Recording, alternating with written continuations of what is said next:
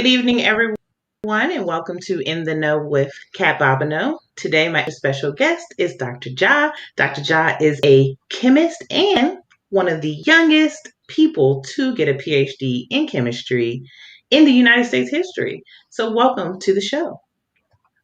Thank you for having me. We're gonna have fun tonight. Absolutely. All day, every day. That's what we do is have fun. So, so I know that you are known for being one of the youngest chemists ever. How old were you when you got your PhD? So I got my PhD at the age of 22 in December 15, 2015. So that's when I got my PhD and was noted first at my school, Delaware State University, go Hornets. And then in 2016, I was noted as the youngest PhD in applied chemistry in America to get my PhD in that field. And just this year, I just found out I'm the youngest PhD in chemistry in America alone. So, with just in any area, I think I beat a guy back in 1926. He was 23 when he got his, and I got mine literally months before I turned 23. So it's kind of cool to know that. Kind of That is cool to know that. amazing. A lot of people are just graduating with their BS or BA at around 21, 22, and here you are getting your PhD. Like, how was that for you? I would say get my PhD at a very young age. Is humbling because I know that journey was very tough, as a lot of people, doctors already know, especially in chemistry. So it definitely was a journey. I'm thankful to get it at a young age because now I get to, I guess, not experiment in the lab, but experiment in life, and that's what I've been doing for the past 6 years. I'm 28 now, so for the past 6 years, I've been able to dibble and dabble in things that I truly wanted to do, um, in and outside of STEM. So I'm back in STEM now, mainly on the Right. innovation side. But throughout my journey so far, I've been in STEM education, but in and out, just testing out other things I wanted to do in my life and how to craft my career my way. Oh, that's amazing. That's absolutely amazing. So, well, what age did you go to get your undergrad? Sure. So I finished high school at 15, and that's when I started my journey at Lincoln University, Pennsylvania. And throughout Lincoln University, Pennsylvania, the first degree granted HBCU in the nation. It was an experience. It was a great experience. I pursued a double major, chemistry and history, and I did that. And within 3 years, I finished May 1st, 2011. So literally 10 years later. I mean 10 years ago. This year I finished it May 1st, 2011. So it was cool. It was cool. I literally just I wouldn't say I'm smart. I would say I'm a workhorse. So I grinded literally. There was no days off.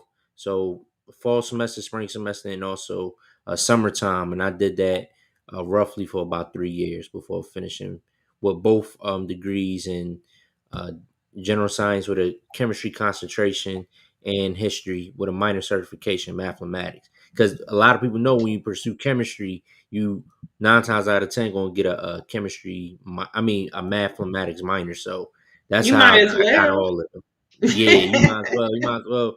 And plus, my one of my mentors who was in the math department, he said you might as well just get the minor. So I was like, cool, and took Yeah. all the maths to get the minor. So that's how I ended up with 2 degrees at 18.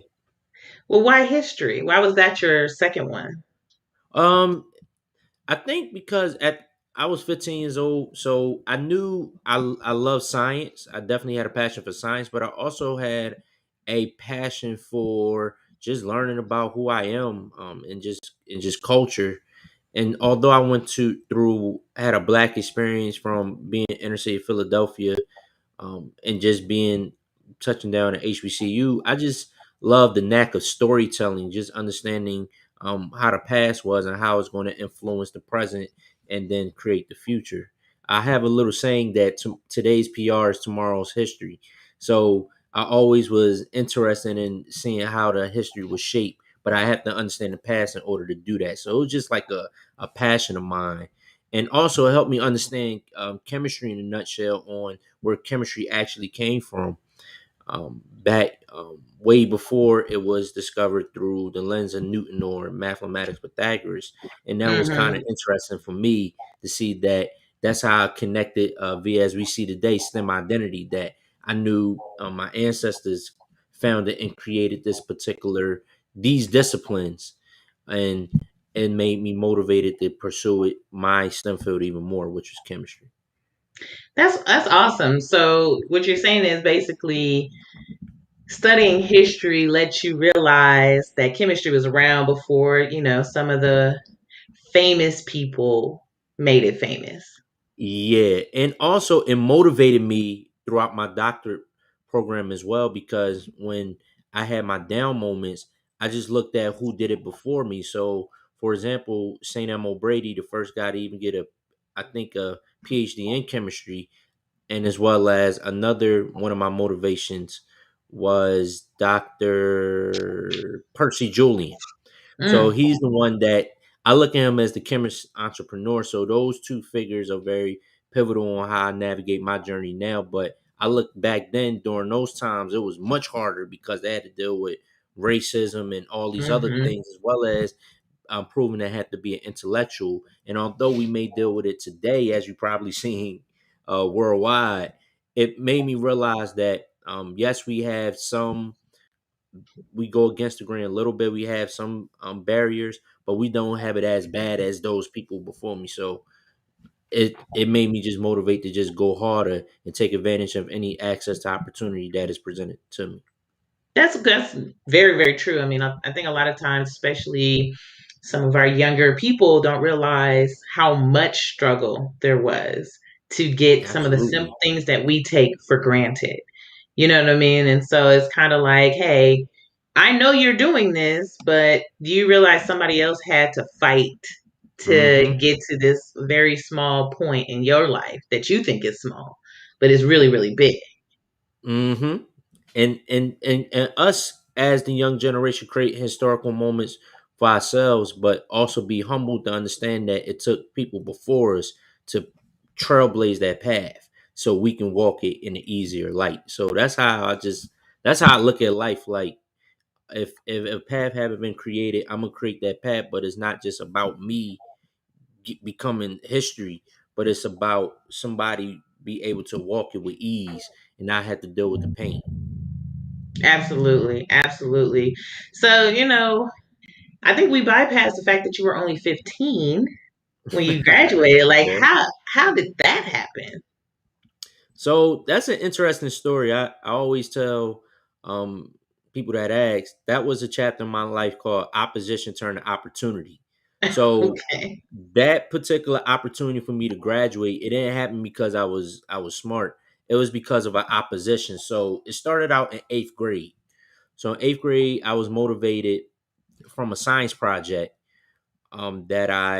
that my teacher asked me, my science teacher asked me to do a science project on anybody that hasn't been known in the science world that is black. So not George Washington Carver, not Benjamin Banneker, Right. nobody that anybody knows. This is before Google was mature. So I found this guy by the name of and because of the help of my parents, who were both librarians who had access to resources, I was able to research and find this guy by the name of Dr. Jesse Ernest Wilkins Jr. This guy was a phenomenal man, and he was a key to a resource in my life on how I navigated my personal journey. He graduated high school at 13, and Mm, he got his PhD at 19 at the University of Chicago, and he was nicknamed the Negro Genius. But it didn't stop there. What motivated me was he also produced black PhDs in mathematics, I believe, from Howard University. mm, And in addition to that, got a master's in physics. So what drew me to him was a connection. I was born in Chicago. He was born in Chicago. His mother was an educator. My mother was an educator. So I saw that connection, and me reading about him at 13, realized he graduated at 13. Is funny. I had the same reaction that everybody has about my journey. yeah. So I was like, wow, I wish I could do something like that. Well, be power of words, right? So the next, I believe, a few months later, I was asked to take a mathematics exam, and I didn't really take the mathematics exam seriously. And so I was like, I'm just feeling whatever because I just want to go back to class, not Mm-hmm. realizing that mathematics exam would determine how my course load would be arranged when I got to high school. And this is in North Philadelphia. Okay. So that's so the way North Philadelphia school system was at the time was you take this math test and you take another exam and you get the test into these special mid schools. And I think it was like 10 of them at the time. 10 of probably more or less now. I can't remember. But it was around 2005. But you test in this math and you take this test, you're able to get into the special mid.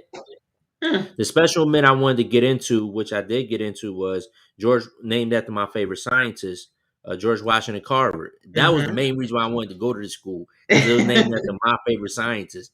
But it was one of the special mid schools and one of the premier, and probably still the premier STEM school um, In in that area. Philadelphia. Oh wow. Yep.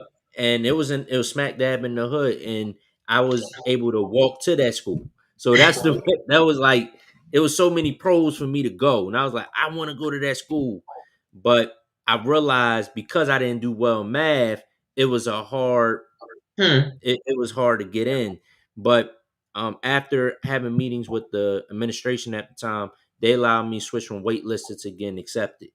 So when I Okay. got it, but when I got accepted, I realized the curriculum that I was speaking on earlier, I had remedial math on my transcript on my Mm. course load, and I was like, they named it strategic math, and I was looking at the particular curriculum or course, so I was like, okay, this is interesting. I take the class, so I had strategic math and I had algebra one. Mm. I took I took the strategic math. I'm like 1 plus 1 equals 2. 2 plus 5 equals 7. I know math. Like Right. I'm not dumb in math. I was top 10 in math 24 at the time. I know math. So why I'm taking this class? So we asked the administration or why I'm taking this math. He said, well, it's based off of your algebra exam in 8th grade. I said, Mm. well, is there a way I can get out? They said, well, if you do well, you can get out, right? We did well. I got both 100s in algebra one and strategic math, and I did it twice. And I said, "Hey, for the second half of the year, can we switch over to a class that I really need, which is history?" They Mm. said, "No, we're not going to allow you to do that." And so, based off of the curriculum, instead of graduating 4 years with my classmates, I was going to graduate 6 years. Oh wow. That was the opposition. So it Right. was designed to me graduate 6 years, but my parents being educators, my father looked at the curriculum and said, we could probably do a summer school so you can catch up. And I said, Dad, I thought summer school was for people who flunk out. I didn't flunk out. He said, no, Right. son, it's two types. You got a review class, but you got an advance. We're going to Right. try to get the aim to do the advance if the school approves it. So the school Right. approved it for this class I had to take that I thought would catch up, which is history. So I took the summer class in history and I liked it. I was like, okay, cool, this is nice. And to ensure that I'm on track, let me take two extra classes. So I took another history and I took English. So I Mm. said by the time I hit for my 10th grade year, I know I'm on track. I know I'm gonna graduate in 4 years with my classmate. Right. Got to school, they said, well, it looks like you did the classes, but you still gonna be behind Mm. in 6 years. I said, why? They said, well, you got to do 2 years of language. I said, but I thought I caught up. And they said, well, you still got to do 2 years of language. So that's going to add on to the 6. And I remember to this day, um, we sat down with the administration again, September 17th, 2007, which changed my life forever. Yeah, I'm gonna say Um, you know the date. Okay. oh, Yeah. nah, because let me tell you something. This was as a 14-year-old kid, I was in a lot of other stuff, but it's weird. I can remember numbers.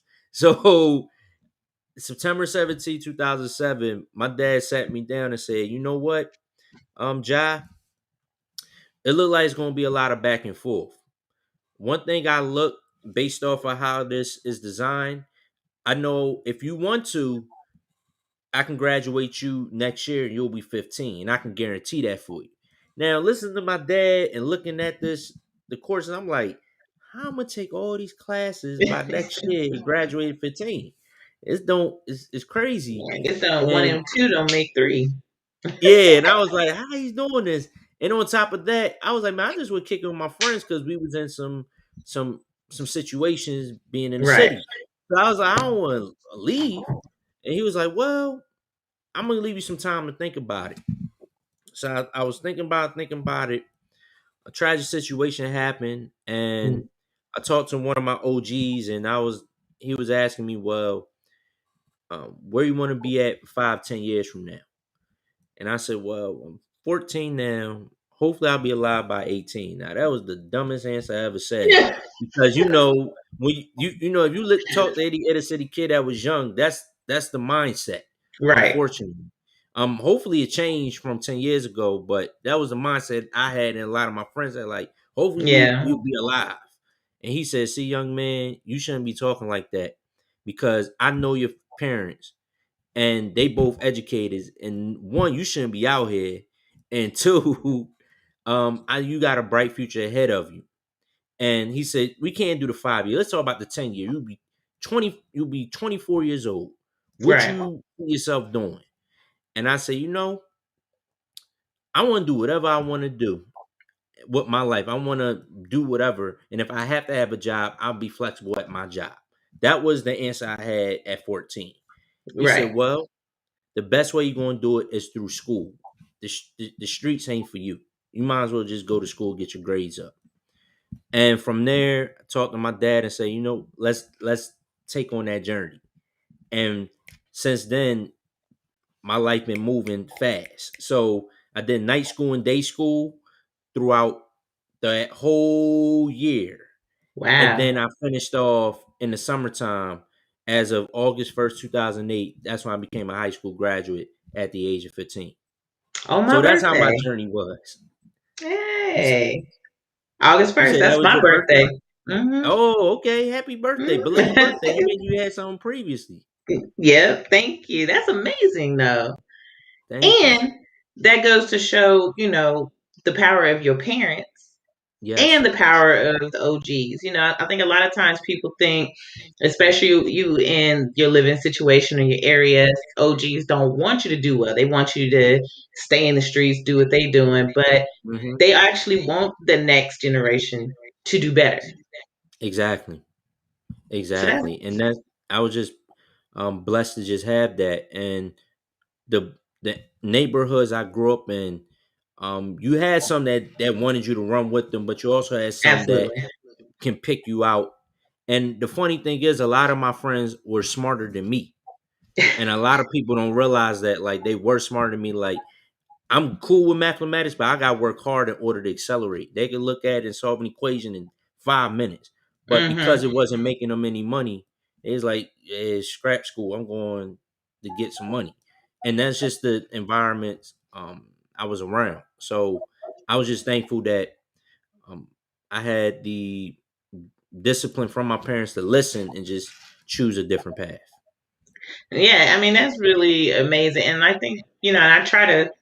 I mean, I'm from Oakland, California. Most people Okay. know Oakland. You know what I'm saying? And we got the stories about the Oakland Bay Area, whatever. And there's kids still in your situation, and I'm like, I'm not trying to stop you from what you want to do, but if you all about counting grams and all that stuff, I mean, all that's still math. All that stuff is still chemistry. Like you're Mm-hmm. already doing it. You're just doing it Exactly. outside of a school setting.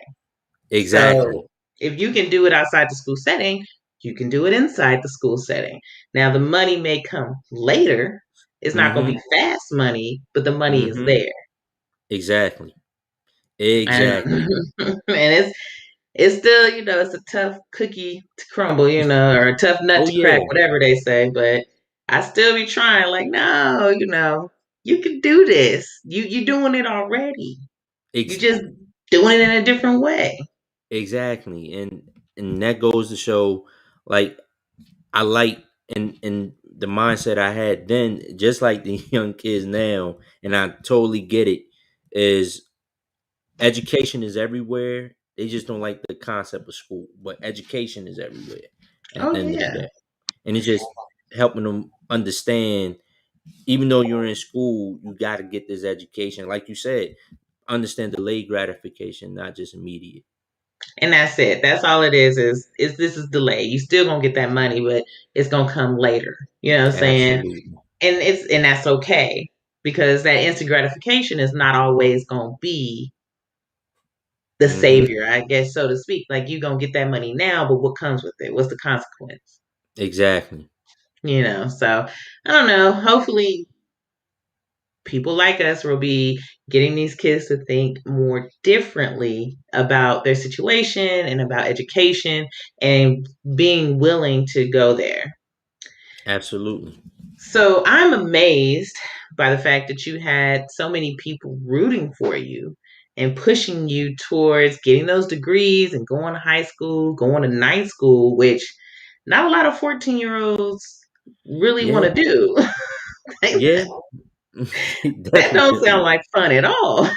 It wasn't. As a matter of fact, it was tiring, but I guess I was young, so I can endure it faster. I remember I had, like, it was, I had to be at school 7:45 a.m. So I went to public school and then private school simultaneously. I was going to two schools at once, meaning I had two book bags. So that's why I said I literally grinded my way to get to where I'm at. So 7:45 a.m. to 2:30, I was in public school. But then my night school started from 5 to 8. And so by the time I got home, I still, mind you, I still have to do homework. So I had Right, to do homework from 9 to 10:30 just to go sleep and do it all over again.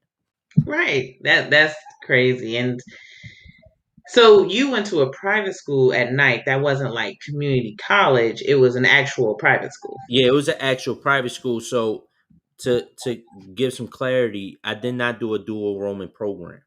I Mm, did exactly just focused on getting through high school.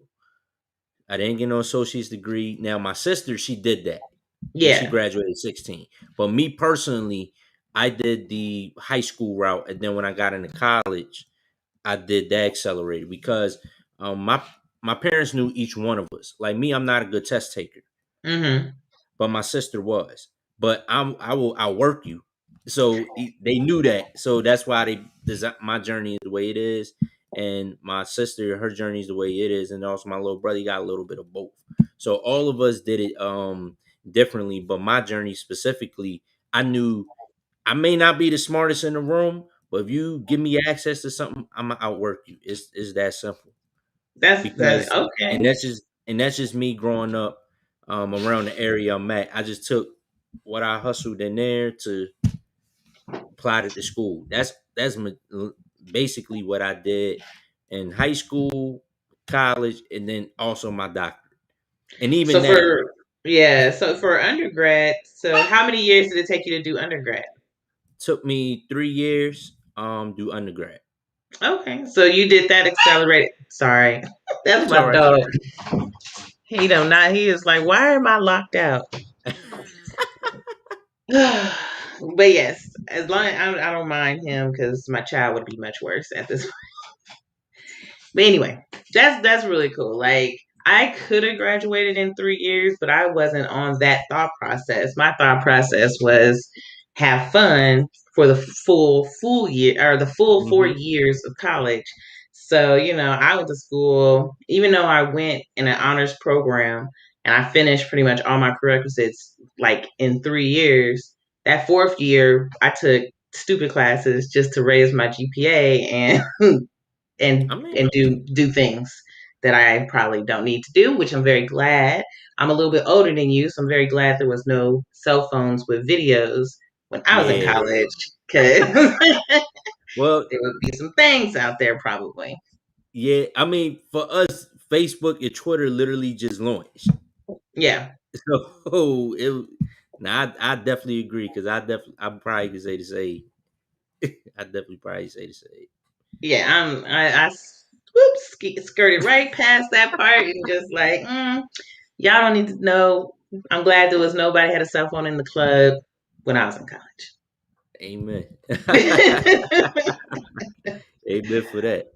Ooh, so anyway, back to you. You graduated with your PhD. So what did you do after? What did you do with your PhD? So after finishing with my PhD, to I decided to go and go into education. So I went and started at high school because I knew I didn't want to just jump into faculty. I want to really understand the art of teaching and actually figure out how to communicate the message effectively to anybody that I talk to. So Mm. I went in back home to Philly to give back.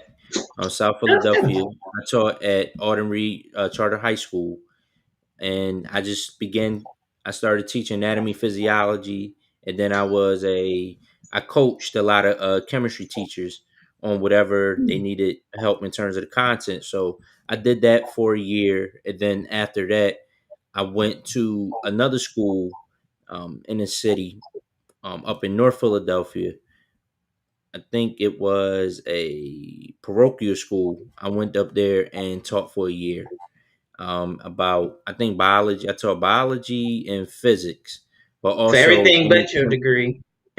weird, weird, right? But it helped me because it helped me understand the fundamentals of all the other sciences. So Mm, when I went back into higher ed, which was chemistry, I can talk and learn how to collaborate or connect with other people in the other science areas. So the Department of Biology, or Department of Physics, right. I understand at least the basic concepts of that. In physics, it was more similar to my degree anyway of physical chemistry. So I understood physics more, but the biology, as people feel like my degree, I stay away from chemistry. I stay away from biology. I ain't with the biology. See, I deal with environmental chemistry. I touch that, but that's as close as I'm gonna get into it. So, uh, but I got into the field of education because I felt like throughout my doctoral degree, and at that time, I've done as much research as I can do. You know, I've right. got 4 referee journal articles, and then I, on top of that, was lucky enough to get a patent, which got granted in 2017. So in my mind, I'm Mm, like, okay, and spoke at conferences. Thank God to my dissertation advisor, who was a distinguished professor and a University of Pitt grad who studied, I think, under a Nobel laureate. So he showed me around the world and the top tier scientists and the research. So I felt like once I graduated, I was like, okay, I want to be well rounded. So the mm, one piece that I know I was running away from, but I know I need to just face my fears and do, was the teaching, and I want to do it well. So that's what made me go into teaching. Let me start at the K to 12 level, and then I ran gotcha. summer camps to get me better. So by the time I get into higher ed, I can communicate it effectively to anybody, whether they don't know what science is at all. They say, "Hey, I'm just trying to take it for credit," or Right. to a major who's being a chemistry major saying, "Okay, I want to know," but especially in general chemistry, I want to know what it is. Chemistry. I want to be a major, but what is chemistry really? And can you explain it to me so I can grasp the concept to be retained in this major? So I believe that made me just the high school experience, the K to 12 experience, made me better and more effective for the higher ed experience. Well, that's really good because chemistry was not my forte in college, is what I'll I, say. understandable. I guess people who do biology do not really like physics or chemistry, and people who do physics and chemistry doesn't like biology. And I don't know why that I is the think way it's it the is. numbers. I always think it's because once they see the numbers, they're like, math and science should go together for some Right. odd reason. So I ain't gonna mess with it. So I hear that a lot, and I definitely understand. And and that's where I try to make chemistry is much simpler. So although you may not like it, it can be digestible. Like my definition of chemistry is not the textbook. It's Mm. simply chemistry is a discipline that shows the relationship between elements. And as And you I go up, mean, Yeah, I Basically, mean, that's it makes sense, but at that time, it's kind of like it's not even just adding math, but you're adding math with letters in it. So it's not even one plus two. It's this mole plus this whatever equals this, and now you got hmm to show how that happens. And you're like, I don't know. Now I got to go to the periodic table. I got this number, transform it to this number, and yeah. then make this make sense. And I'm like, or I can just learn the names of animals and phylums, and boom, I do good on the test. That it is understandable, and I definitely agree with you. I felt the same way until in high school. What made me get into chemistry was I had two black women professor teachers who taught chemistry. I saw the difference between they taught chemistry versus what was taught in my classroom. I mean, taught in hmm college. So the way they taught chemistry was very just simple, layman's terms, basics. But the math, the way they taught, they even taught the math different. Like it was just taught different. But when I got to college, they made it. I was like, "Why y'all making this so complex? It's just this and this."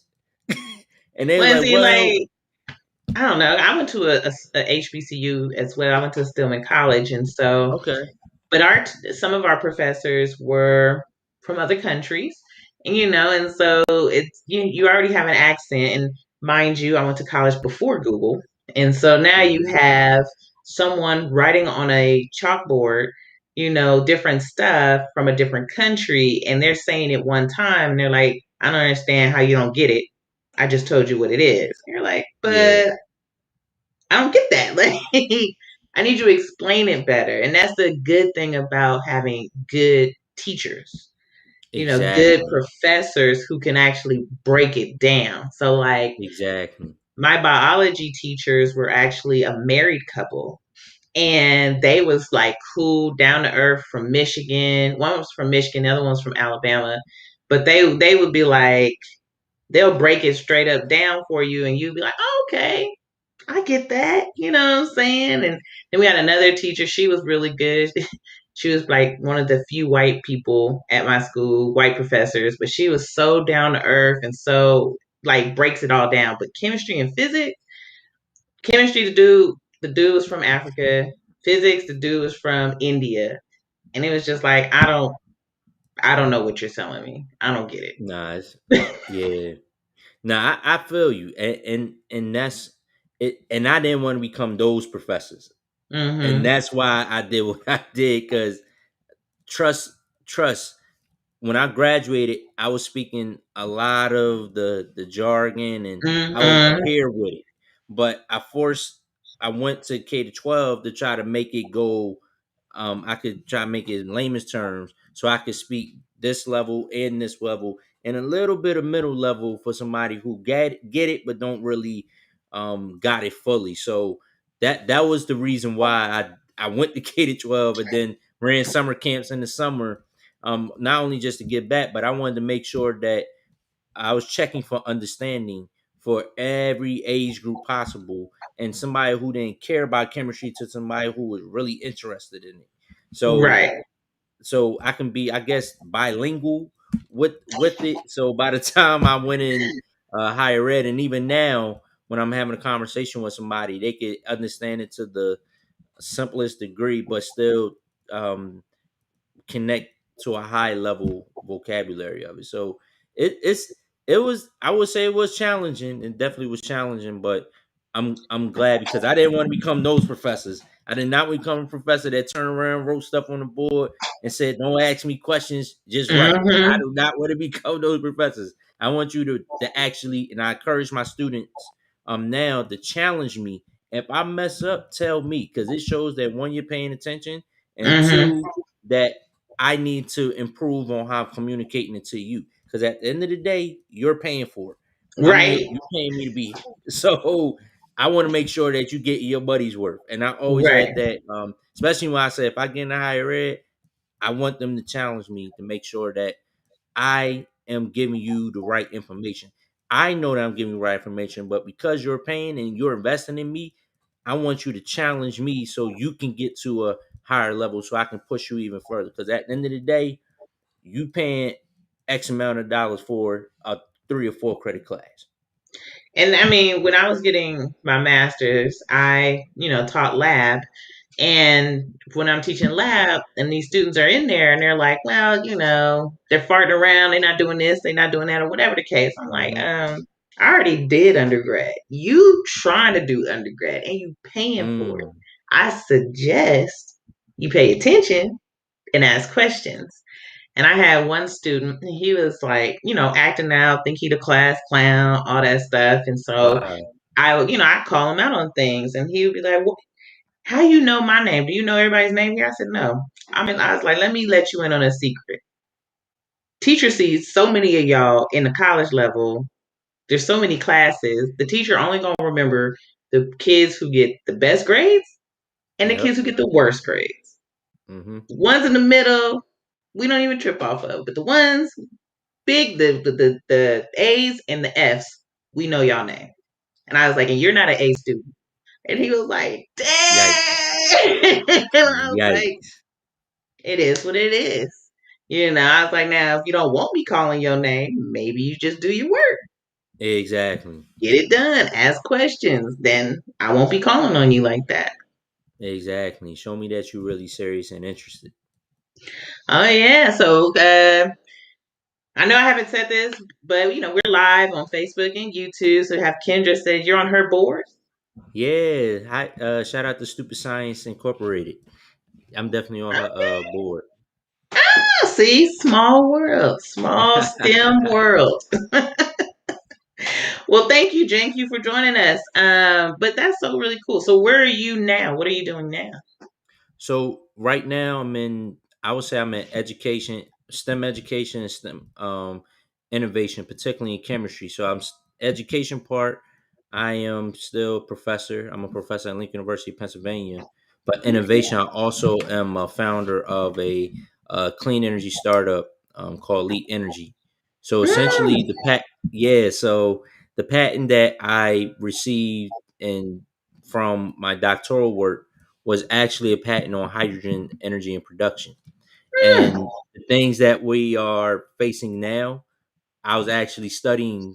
I was studying back when I was getting my doctoral work, and I believe now is the perfect time to actually get into that. So and the reason why I did that, I got one foot in academia than one foot in, I guess, entrepreneurship, is because I want to show my students that not only you could do education, but I also show you the application of what was actually happening in real time.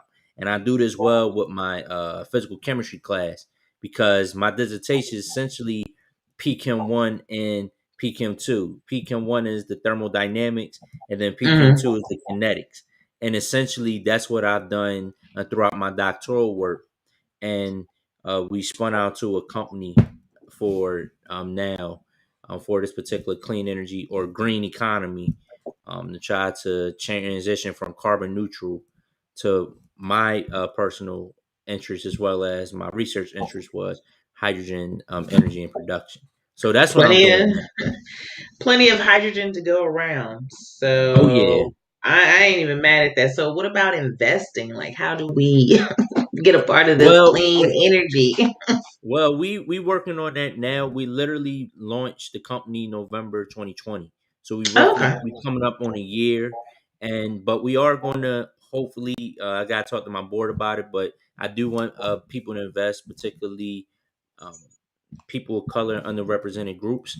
And the reason why is because of the fact that this is what a lot of people don't realize. It's a 1.3 trillion dollar industry that's coming. I think it just got signed as of yesterday. So what's Mm, today? Yeah, the well, 11. yesterday or today, I can't remember. I think August 9th. It just got Okay. passed yesterday. So literally, that's the bill of clean energy jobs and infrastructure and all these things is about to come to revolutionize the country. And I want the underrepresented to be part of this revolution. Back then we had Rockefeller. Now we don't know who going to lead it, but we Right. have electric vehicles and we got hydrogen. What I do want to touch on, because people say, well, EVs is going to win. Yeah. EVs are electric vehicles, and they're Hmm. really good for the small cars. So a sedan, a van for the kids, and maybe you get up to a pickup truck. Hydrogen is for the big trucks that's driving up and down the highways, and as well as other type of appliances. So hydrogen for the big things. EVs is for the small things, so they can coexist with one another. So I already know people go try to bash me, but is they can coexist with one another, and those why because of those commercial applications. So I'm on the other side versus the small car side, like with the Teslas and all of that. Yeah. I'm I on the mean, other side. don't get me wrong. I think clean energy is great. I think EV is great. However, they're not great for road trips, Absolutely. because now it takes so long for it to recharge. Mm, I would say currently yes. That's why now everybody's going back to the drawing board with the research and development. So it's a beautiful time right now because now they're trying to figure out how they can do the fast charging right. Even with the roads, they're trying to, which is with the roads, they're trying to figure out how you can drive and it charges at the And same charges time. the car. Yeah. I mean, I've seen So it's stuff like that as well, but at the end of the day, if I want to drive from Oakland to LA, I'm gonna have to mm-hmm, stop at least once to fill my car up. mm-hmm. And that's about a 10-minute stop, 20 minutes if you want to walk, stretch your legs, whatever. But if it's an EV, you might as well go get dinner and sit and Yep, relax, because it's going to be a minute before your car is yep, fully charged. And yep. so that's the thing. Like I always say, EV is great for your city life, for going to work, for doing all Exactly. that type of stuff. But go past that, it's not that great. And that's why I push hydrogen because all hydrogen is you switching out the gas and you just putting hydrogen. That's literally what's happening. You don't really they said we gotta change the infrastructure. Yes Hmm. and no. That all you doing is taking one tank out and then you putting another tank in. That I think the scare part is, and this is what the patent technology on is the part of the tank. Hmm. Hydrogen, yeah, you put it in the ground is gonna, but that's if you're doing an actual gas tank. They're finding ways to package the hydrogen safer, and that's where Right. our technology come into play to make sure it's safely stored, and also it can still operate like we usually do gas now. So that's where we're at with that's where we're at. I focus on applications with the company, but soon, hopefully, people will invest. I would love that. Especially, I'm trying to figure out what would be the best model for um to make that happen. But I definitely gonna get excited when we be able to do that because I don't want to take nobody money and we not sure. No, I want to make Right. we ready. Let's go. Well, I got about $100 right now. I could throw in there, Okay. help out. Holler at me when it's more, when things is a little bit more progressed. Maybe I could throw a little bit more in. Yeah, give us about 36 to probably about 3 years. Give us like Oh, 3 to 4 years. Yeah, we okay. gonna try to roll something out soon, but that's where we're in the phase at now, just trying to put it all together. But give us about 3 to 4 years. We got a timeline. It's just a matter of making sure we stick to that. Well, don't forget about me. Oh nah, I 'Cause- ain't forgetting. I'm gonna Yeah, hit don't you forget up. about me. You know I'm what gonna I'm say, saying? Dr. Cat, we ready for you. Here go, you could be one of the initial holders. I'm gonna be like, yeah, let me get some, let me put something up in there. You know what I mean? Yeah, That's what's up. So what is the output of a hydrogen car? water, water vapor. That's what I mean. I knew that, but I wanted to put that out Yeah, there. so it's water vapor. So essentially, you're splitting, and the way the electricity goes, you're splitting water, hydrogen, and oxygen. That's electrolysis, but then it's coming back together, and that's how the electricity is flowing. It goes one way, and then it goes the other, like a battery. You go one Right. way, and go the other way. Just the difference is much cleaner. You just pure water is emitting through the exhaust pipe. And that's it. That's all. I mean, I have more questions on it, but the thing about it is be on the outlook. I mean, the one thing I will say or ask is this isn't a new idea. And it's not. People have been trying to do this for I don't even know, at least 50 years, right? I would say further than that. The first Yeah. concept of it was like in the 1800s. I can't. I wrote in my dissertation. I can't remember the guy name, but it started around that time when he introduced the whole hydrogen engine. But Right. it never got picked up for some odd reason. But now it's revisiting itself. Um, and literally just in Tokyo, it's full blown. People now know what it is because I Mm. think the Olympic Games they showed that some parts of it was ran on hydrogen power. So Oh, wow. it's if it wasn't known then or was bashed down then, it's definitely not going to be bashed down now. And then just recently, Australia just picked up the bill for hydrogen. Mm. So it's going to be interesting how the United States consider it. Even though we Right. got EVs, which is that's cool, but like you said, some downsides. There's some downsides with hydrogen too, but I think downside is just the conception of the explosive. But that's Right. where, like I said, there's ways to store it that is not harmful, or you tap it or you crash it, it's going to automatically blow up. There's ways to do that, and I know because I invented one of them along with my team. So I Right. know it's there's other ways to store it. Well, that's the fear, which is, of course, is a fear that we understand. But I mean, it's not much of a difference than the fear of gasoline. I mean, we've seen gasoline tanks blow up. We've seen, Hmm. all kinds of accidents and things like that. So, people put that fear on it. And, some might say it's conspiracy theory, some might say it's the truth, but you also have the big oil companies that don't want hydrogen to be Of big course, because then it takes money out of their pocket. of course, and So, and you got you got industry shifting. I hmm mean, it's and yeah, so of course, and I well, mean, we're running out of crude oil. We're running out of it. yep, It is what it is. We're running out. yep. We not only running out, you're seeing the gas prices going high, so people get pissed. So it's affecting everybody. So it's going to be to a point where, and literally, just the bill just passed yesterday. So now we get to a point of okay, now let's transition on. And I believe in your state, they just started passing where you got to get checked for emissions now, and they enforcing it heavily now. So it's like, Yeah, what you gonna do, old companies? Like, what you gonna do? Can't get around stuff now.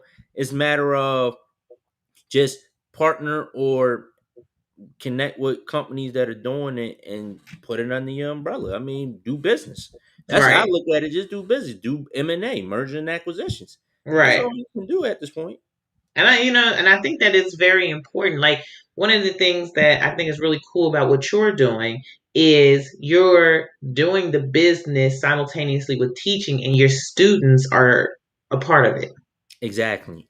You know, And that's the beautiful thing because what I want my students to understand is that there's different ways to get in STEM now, and it's wide open. Um, and even just from 10 years. So, of course, they will push for STEM. You got the tech and saying you can go hmm in as a tech entrepreneur, but there's a whole range of technology that's coming out now. So now they got, I guess my industry is called clean tech or green tech. So they right, got that industry, they got the cannabis industry, and this is in the range of chemistry. So it's a right, lot of new avenues than just going and just working in a lab and starting your own. It's a new wave now, and I step my foot in. One, I just take a risk. I'm just a risk taker, but two, I want to be the model for students to say, I'm not just telling you what to do, I'm actually doing it. So I can tell you from my failures or successes, this is how you move when you for the 5 year plan. So this is revisiting back. What do I tell my students? When my OG asks me, what do you want to do 5 years from now? right, So they freshmen, they said, why you ask 5 years? I said, I want you to look at lifestyle. Where do you see yourself you 1 year out of college. That's your fifth year. Right. Where do you see yourself, and what are you doing on a Right. daily basis? And when you ask that question, do that occupation matches that? Now, if you're going to Right. med school, of course, it'll be I'll be a first year med student, or I'm gonna do a gap year, do the post back. Okay, we Right. already know your plan. But for those who trying to figure it out in STEM, what is your fifth year plan? Will you be waking up, going to a 9 to 5, working in a lab, or will you be jump starting your dream, or you'll be on the road doing a Series A or a pre Mhm. seed? What do you see yourself doing? And whatever that answer is, that's how we're going to structure your journey moving forward. So you can get to that point. And that's how I want them to look at life. I want them to look at lifestyle, occupation. Now let's lay out the goal versus Right. saying, well, I want to be a doctor. And then they get a doctor or become a PhD and they miserable. And they say, I'm Right. like, well, you're a doctor. You're you're a PhD scientist. You're doing a postdoc, but he said, "Well, I'm not happy." Hmm. Well, you aim for this. So I look at lifestyle. What do you see yourself doing every day, and do you think you will love it? And yes, Right. interest will change. Yes, you'll pivot, but we can take care of that early in the process, and we're going to explore those through pivoting. I mean, through internships versus you get into there and now, which I see a lot of my generation STEM professionals do. They like, I did this for 5 years. I don't want to do engineering Right. or STEM no more. I'm gonna do something else, and it's totally out of STEM. And I read articles like that and said, why is that happening? And I asked a lot of people, it's because they got to their dream, but it wasn't all cracked up to be. So Right. I'm trying to change that by taking the risk with my journey and saying, listen, you can be, because I'm a filmmaker also. You can be a filmmaker. You can Mm. be you can be a filmmaker. You can be a in the startup scene of entrepreneurship, or you could be a professor. I could tell you all the ways because I did it and I'm doing it. So which one you want to do, and whatever aspect, I'm gonna connect you with who. If I can't help you specifically to get to where you go, because at the end of the day, as a professor, as a mentor, my job is to make sure you get to where you are happy in your STEM discipline, and Right. that's what I do on a daily basis.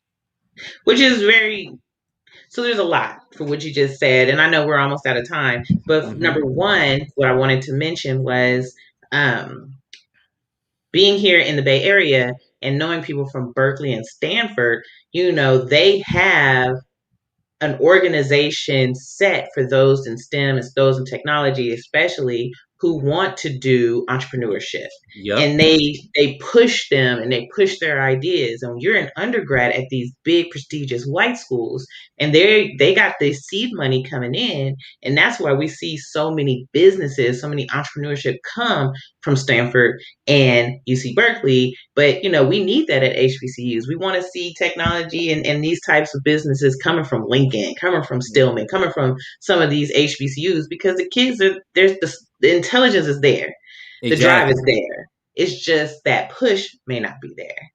So that's Exactly. important.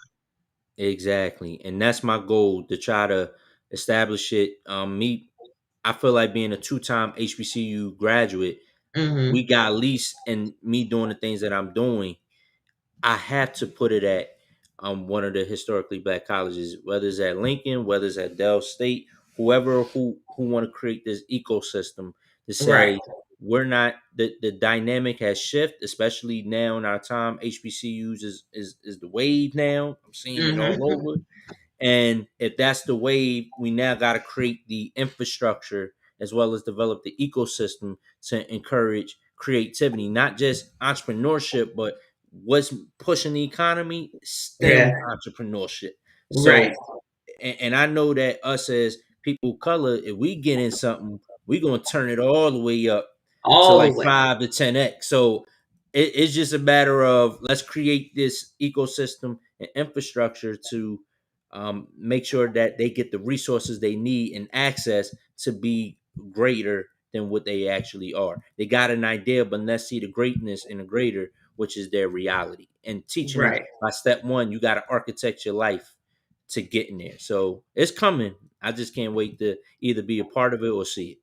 Yeah, absolutely. And I'm glad that, I also I probably get to more see it. I don't know if entrepreneurship was ever really my big thing, but I like pushing people towards their goal and what they want to do. And however I can help them get to that point, let me know. And I'm going to help you get to that point if I can. So I'll be glad. I'll be on the sidelines. I'll be the cheerleader on the sidelines. Like, yes, Yeah, that's also, what I we're. mean, even if you find a way, I mean, it's no time is only you will tell. But I'm glad to actually hear that. Like it's just that's like my passion of mine. Like really making sure we succeed because now the playing field and the time is actually now, and I don't know how long it's going to be open for these opportunities. Right. And that's part of the reason why I do the podcast is hopefully people can see it and the younger generation can see it and they see people who look like them or they hear the story of something that sounds like them. And it's also to show, it's never really a linear pathway. People have their Exactly. ups, downs and things that come up, but as long as you are determined and this is what you want, you can do it. Exactly. That's my thing. Now, for me personally, I want to do media, not film, but like Okay. Netflix TV. So if you know anybody in there, you can shoot them my way. Well, you probably interviewed somebody. Oh, in that at Netflix, or are you talking about just in media in general? Media in general. Okay. Now, I mean, if I get on Netflix and Hulu, that's a win. But yes. Okay, I'll find some. I don't know if I don't know anybody off top, but I'll find some people. If I come across, I definitely will shoot them to you. Oh yeah, because I mean, I want to turn this podcast into like a TV show where I get to interview people at their jobs or talk to them about what Wow, they do. You ever see Dirty Jobs with Mike Rowe? I heard of it. I haven't seen it. Well, I want to do that, but with STEM jobs and just show people, Mm, you can do like chemistry is not a lab coat in a lab all day and night. It's more to it, same thing with exactly. biology, same thing with physics. Like it's not this one thing, there's multiple career options in STEM. Now, let me show you somebody doing it. That would be awesome. That would be awesome. Yeah, That would definitely that's be my numero uno goal in life is to do that. I used to say like the female Bill Nye, but I'm not the female Bill Nye. I'm CaT Bobino. There you Hell. go. I do me. I'm gonna do There you my go. thing. There you go. But all right, we got like just 2 minutes. Last thing, how can people get in touch with you? How can people find you? Sure. So you can get in touch with me at www.jalalhayes.com. So that's www.drjalalhayes.com. On my social media handles, my Instagram is at drjahays. That's my Twitter as well. And yeah, if you want to reach out to me via email, if you're old fashioned, you can reach out to me at Dr. Ja. So DRJAH at ELYTE, the letter U network.com. Or if you're on my Instagram, you can just hit the contact button and you can contact me that way. Awesome. Let me also share your website so people can see that one as well. Make sure you get a chance, check him out. Look at all this stuff. Yeah, Amazing. it did a lot. I Did a know, lot. right? You've done a lot of stuff, a lot of stuff. So, I want to say thank you so much for taking time out on your Wednesday to come on the show. Um, a lot of things was happening on my end of the world, so that's why this is not as great as it usually is. But I appreciate you being here and being a part of In the Know with CaT Bobino. No, thank you for having me, and definitely hopefully we could do this sometime. Oh yeah, you know how to get in So touch with me. I'm super easy to get in touch with. And yeah, any last words you got for the audience? yeah. So the last words I have is, you can start local. I started out in North Philadelphia, but always think universal. Think bigger, dream big, but nevertheless, after that dream, make sure that you move intentional. You heard my journey today.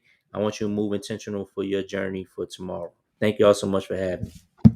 That's amazing. Okay, hold on just one second.